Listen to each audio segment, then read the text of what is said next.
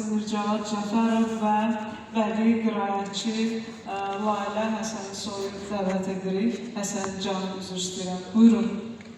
Vakif Səmədoğlu'dan ifa edəcəklər. Sevilen piyanoçusu, virtuoz sənətkar Vasif bəy. Buyurun.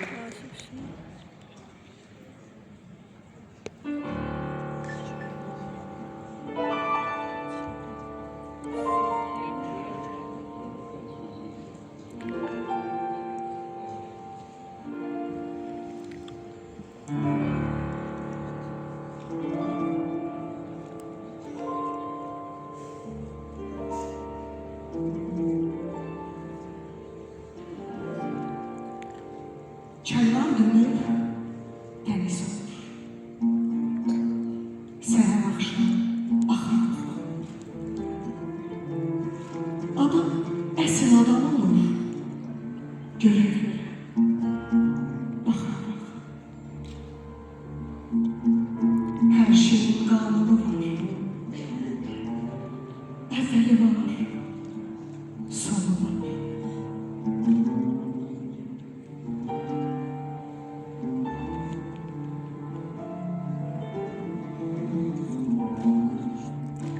Sevinç olmaz, qəm olmaz. Quru olmaz, nəm olmaz.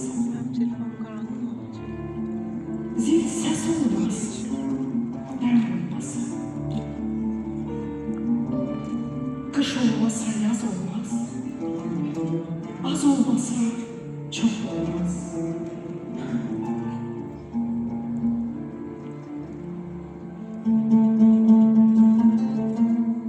Heçdən heçə qorulmur.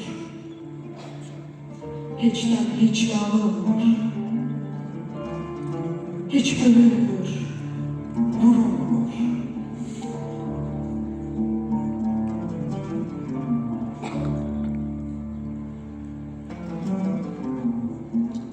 O vedib dünya görür, qartal göydə süzə-süzə.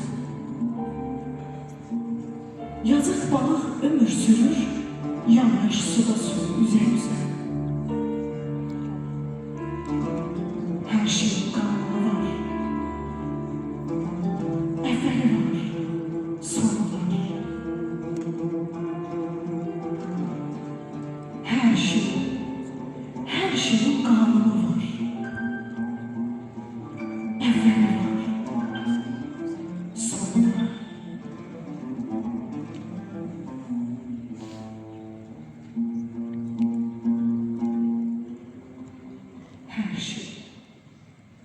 Her şeyin kanunu var. Əvvəli var, sonu var. Teşekkür ederim.